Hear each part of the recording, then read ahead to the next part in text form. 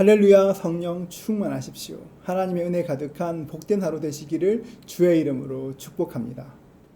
우리가 함께 읽을 말씀은 히브리서입니다. 신약 성경을 읽다 보면 말씀이 참 은혜로운 것 같은데 가만히 보면 참 이해하기 어려운 말씀들이 있습니다. 그 중에 가장 대표적인 것이 히브리서입니다. 히브리서의 별명이 신약의 레위기입니다. 이 별명처럼 히브리서는 레위기의 신약적 주석이라 할 수 있기 때문에 읽는 것이 조금 어렵습니다. 그런데 그 속을 조금만 파보면 놀라운 은혜가 있습니다. 바울 서신들을 보면 언제나 그 첫머리에 발신자 바울의 이름을 기록하고 있습니다. 그런데 히브리서를 보면 편지는 편지 같은데 누가 보낸 것인지, 누구에게 보낸 것인지 그런 것들이 명시되어 있지 않습니다. 그래서 어떤 사람들은 바울이 기록했다고도 하고, 어떤 사람은 바나바가, 또 어떤 사람은 교구 클레멘트가 이 말씀을 기록했다, 이렇게 이야기합니다. 그런데 가장 정확한 것은 모른다는 것입니다. 저자가 누군지 모릅니다. 여러분, 저자가 알려지지 않은 이유가 무엇이겠습니까? 히브리서 말씀을 읽다 보면 감지할 수 있지만 히브리서가 기록될 때에는 교회는 핍박 가운데 있었기 때문입니다. 역사적으로 보면 이때가 네로 시대인데, 이때는 모든 유대인들이 다 핍박받은 것이 아니라 정확하게 말하면 기독교인들만, 성도들만 박해당했습니다. 극심한 박해 속에서 많은 성도들의 신앙이 흔들리기 시작했습니다. 당시에 많은 제사장들도 복음을 듣고 회심했는데 이들도 돌아서기 시작했습니다. 그래서 히브리서의 기록자는 말합니다. 예수 그리스도가 가장 탁월하시다. 1장에 보면 예수님께서는 모든 천사보다 뛰어나신 분이다. 3장에 보면 예수님은 모세보다 뛰어나시다. 5장에 보면 예수님은 아론보다 뛰어나시다. 계속해서 예수님이 얼마나 탁월하신지를 이야기합니다. 여러분, 히브리서를 읽으실 때는 더 좋은, 더 나은 이런 단어가 나올 때마다 한번 동그라미 해보십시오. 더 좋은, 더 나은 이 말이 의미하는 것이 무엇입니까? 비교하건대 더 좋다는 것입니다. 히브리서의 기록자는 1장 2절과 3절 말씀을 통해서 예수님이 얼마나 놀라우신지를 6가지로 소개합니다. 이 모든 날 마지막에는 아들을 통하여 우리에게 말씀하셨으니 이 아들을 만유의 상속자로 세우시고 또 그로 말미암아 모든 세계를 지으셨느니라. 이는 하나님의 영광의 광채시요 그 본체의 형상이시라. 그의 능력의 말씀으로 만물을 붙드시며 죄를 정결하게 하는 일을 하시고 높은 곳에 계신 지극히 크신 이의 우편에 앉으셨느니라.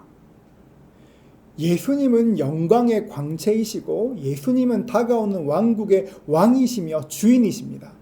모든 창조 역사는 예수님으로 말미암고 이 땅 모든 것들은 예수님의 말씀으로 유지됩니다.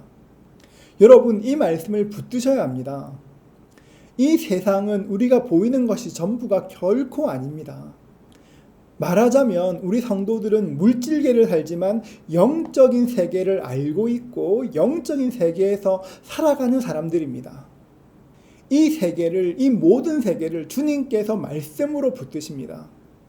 예수님께서는 속죄하는 일을 하시고 우리를 위해서 중보하는, 중재하는 역할을 하십니다. 하늘로 올리우신 우리 주님께서는 심판자가 아니라 우리 성도들에게 중보자가 되어 우리를 위해서 일하시는 것입니다. 여러분, 그 사실을 알아야 합니다. 많은 사람들이 유대교로 돌아가면서 이야기했습니다. 사실 그 기독교 근본 없는 종교야. 거기에는 눈에 보이는 성전도 없고 제사도 없어. 이렇게 예수 믿는 것을 폄하했습니다.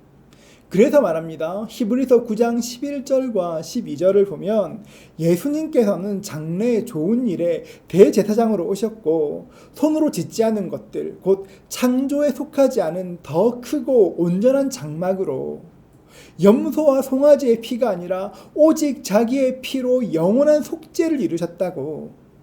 예수님을 구주로 영접한 하나님의 자녀들은 십자가의 보혈을 통해서 하나님의 자녀가 되었다고, 십자가를 통해서 주님과 동행하고 교제할 수 있는 길이 열렸다고 선포하는 것입니다.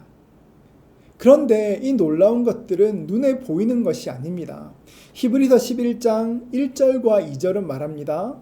믿음은 바라는 것들의 실상이요 보이지 않는 것들의 증거니 선진들이 이로써 증거를 얻었느니라.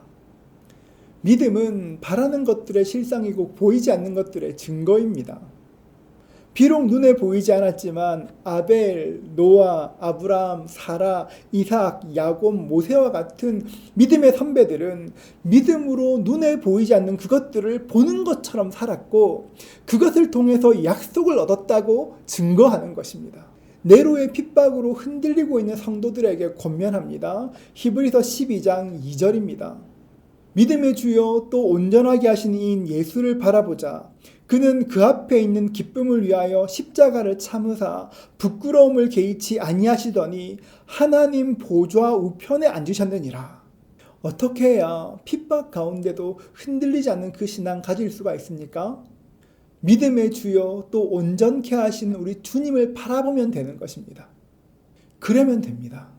세상을 살다 보면 우리도 날마다 믿음의 시험 당할 때가 있습니다. 그때 우리가 해야 될 일이 무엇입니까? 예수님만 바라보는 것입니다. 예수님을 바라봄으로 이 땅의 시험 가운데 넉넉히 이기시고 승리하시는 저와 여러분 되시기를 주님의 이름으로 축복합니다.